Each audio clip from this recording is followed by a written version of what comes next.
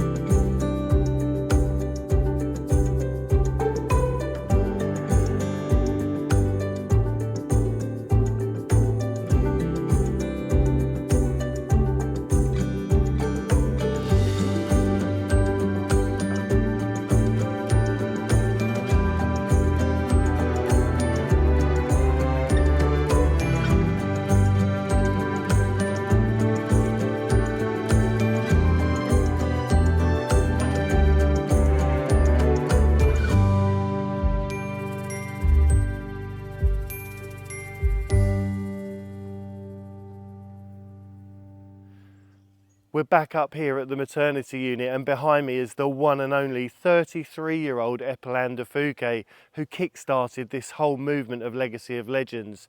He is the oldest resident and he's keeping an eye on the very youngest, who we never knew we were going to be getting. Obviously when we rescued Sweet Pea and Eeyore, it was a complete unknown. But here he is, and there's definitely a very special bond growing. Epeland has that wonderful energy about him, which it just oozes out of him. He's a very special horse, and I think it's doing the little one lots of good. Let's go and catch up with him. It's a bit hard to get into the maternity unit to see Tiny Tim and Sweet Pea because we've got the guard at the door, as you saw, Epeland. Lots has been happening in the last, well, half an hour to an hour. We've had the vet come out, she's done those x-rays, and we've been talking to a farrier. So we're just waiting for a call back from the surgeon to see what the best way to go is. As soon as I know, we'll let you know. It's amazing how things unfold, and just after looking at those x-rays, you can see one of the legs is better. His good leg is getting a little better, but the bad one has got a lot worse. And so what we're going to do, along with Gregory the farrier, is some corrective shoeing. This is one option, and he's very clever. He's going to 3D print a shoe specially for little Tiny Tim, and he's going to bring it very early tomorrow morning, as it's urgent that we get it on as quickly as we can. And then the next stage is to monitor it and change it as and when is needed.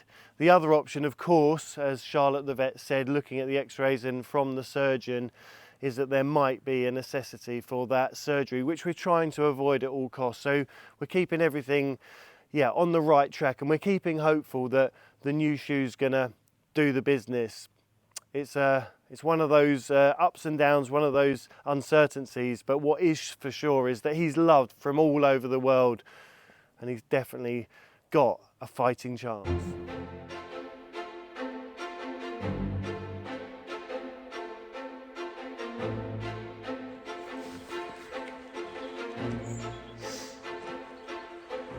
It's a boy? Yes. No, blue is good. Good, blue is good. Must be pink, yeah.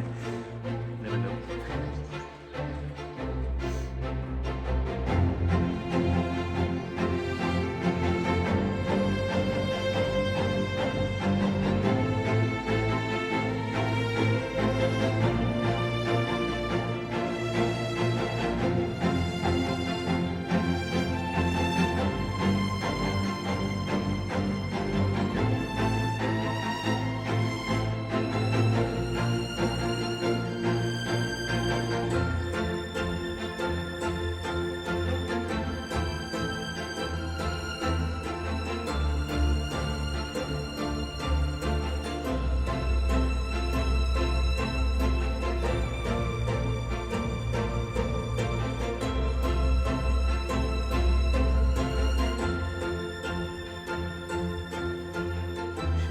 Oh yeah, okay. Like if you have a big boat with two big body, he's gonna put it outside and make all the like straight level out.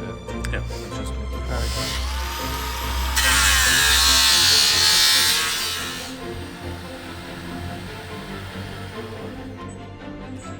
Dry quick, yeah.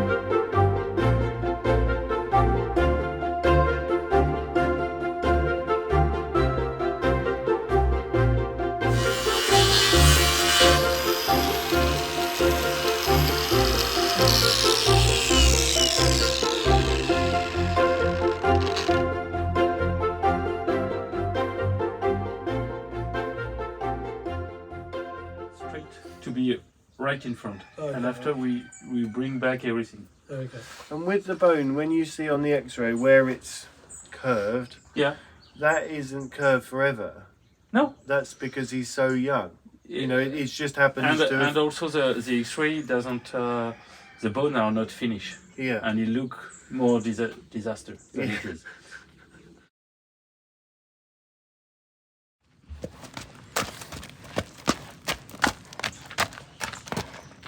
You literally like imagine him when he was younger. I can't.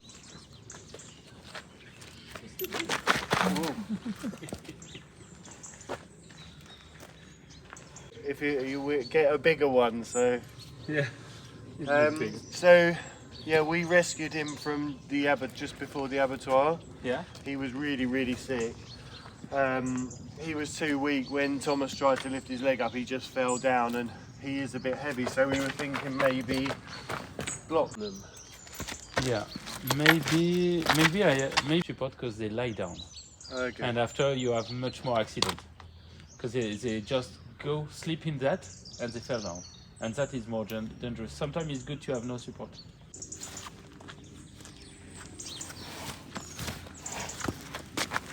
Okay, that's what you do. To have an association who do that for draft horses with a cage. Okay, cool. Because And the cage, so then is more just to hold him.